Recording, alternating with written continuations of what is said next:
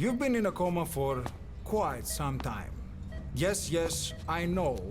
You would like to know how long. I'm afraid it's been 9 years. Metal Gear Solid 5 The Phantom Pain is the latest installment from the creative genius that is Hideo Kojima.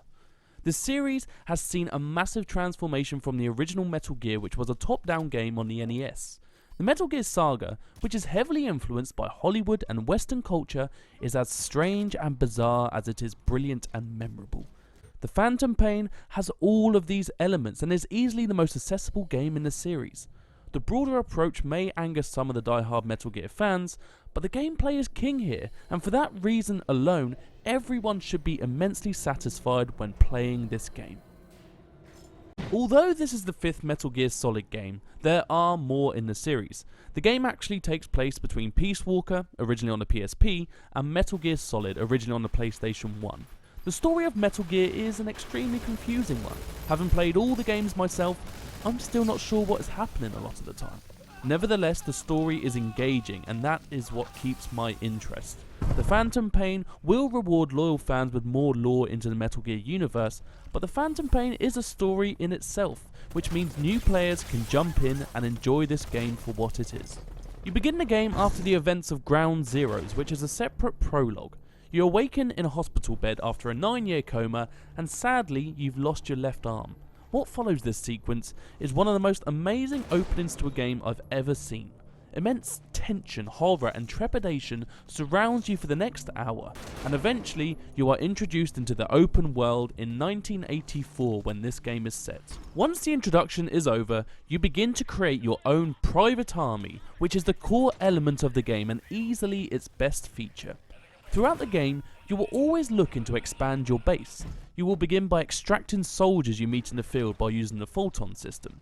This system is similar to the one used in The Dark Knight, where a balloon will attach to the victim and he'll be flown into the sky. I never once got bored of doing this, and eventually you can upgrade the system to transport mounted weapons, vehicles, and even create wormholes to immediately transport everything. Everyone you extract gets transported to Mother Base and joins your army, the Diamond Dogs. Every soldier has their own stats, and you can assign them to different departments. Combat, Intel, or Medical are just a few departments to choose from, and all of them affect your gameplay. The combat team will be able to take on operations which can gain you resources and money, or the Intel team can give you information on enemy locations and weather updates. It is one of the most addictive gameplay elements I have ever seen in a game, and this obsession only grows through the game and beyond. The Phantom Pain has to be one of the most rewarding games I have ever played. Everything you do seems to benefit you in some way, which makes the game more enjoyable. You are constantly developing new weapons, new armor and new gadgets. If you extract a suppressor specialist, he can then help you create a longer lasting suppressor on your weapon. If you extract a fuel container, you can create a new level for your mother base. If you recruit intelligent soldiers and put them in your R&D department, they can create new inventions such as stealth camouflage. Every action you take in this game is completely beneficial to your experience in the future, and it is because of this that I have extracted well over 1,000 soldiers. Even after I have completed the main story, I'm still looking for that better experienced soldier to add to my base to unlock more gadgets which I can use in the field. As incredibly fun as the base building is, there is a lot more to the Phantom Pain 2. All the missions will be sent to your iDroid, which is where you will progress through the game. You have main missions which will take you around 30 hours to complete them all. Each mission is distinctive from the next, and you are ranked after each completion. No kills, no detection, and completing bonus objectives will help you to achieve the best ranks, and all of these missions are replayable. You also have hundreds of side ops to complete. These take place in the open world of Afghanistan and Africa. These missions range from extracting hostages to taking down tanks and airships. You earn rewards from all of these activities, and you can extract all the soldiers and resources, which strengthens your mother base, which in turn unlocks new missions. I always felt as though the gameplay was a bit clunky in previous Metal Gear games. The controls were not intuitive, and I never truly felt like the stealth king that my character was supposed to be. Thankfully, that has all been fixed here. Gameplay is incredibly smooth, cover works great, the enemy AI is realistic, and you can manipulate them to complete your mission. Distract a guard, sneak up behind him, put a knife to his throat and interrogate him to find out where his allies are. This is all possible. You also have a few buddies who will be working alongside you through the missions. You have a horse that can defecate on cue to distract enemies, an adorable dog called D-Dog who can detect enemies and be leveled up to stun or kill them, but the best buddy is the sniper, Quiet. She can scout out a base and give you sniper support with deadly accuracy. You can give her new weapons such as the tranquilizer sniper rifle, and she can even shoot a grenade in midair when leveled up high enough. The Phantom Pain rewards your creativity. If you have an idea of how to do something, 99% of the time it will work. Call a supply drop onto one of the enemy's head to knock him out, you can do it.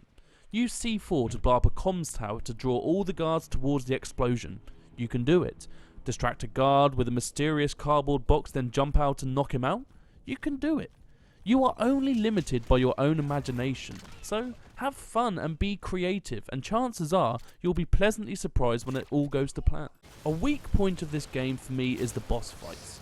Metal Gear Solid is renowned for some of the best boss fights ever in a video game.